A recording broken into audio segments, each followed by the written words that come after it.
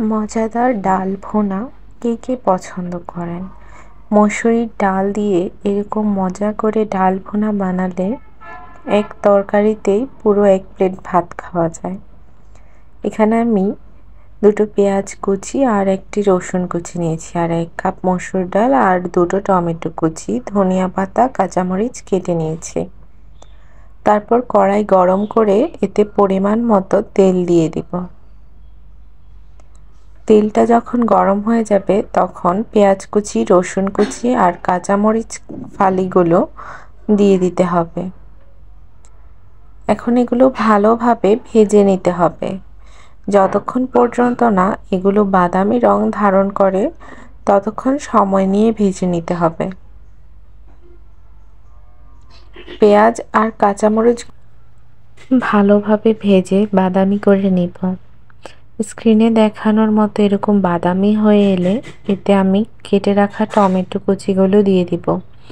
সঙ্গে যে ডালটা ধুয়ে রেখেছিলাম ওই 1 কাপ মসুর ডালও দিয়ে দিচ্ছি।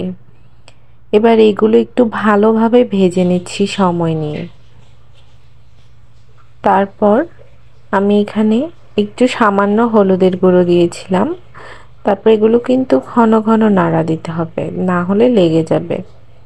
তারপর আমি এখানে একটু সামান্য জল দিয়ে জিরার গুঁড়া, হলুদ গুঁড়া, সামান্য একটু মরিচের গুঁড়া আর 1 চামচ লবণ দিয়ে ভালোভাবে নেড়ে নিচ্ছি। এখন এই ডালগুলো কষিয়ে নিতে হবে ভালো করে।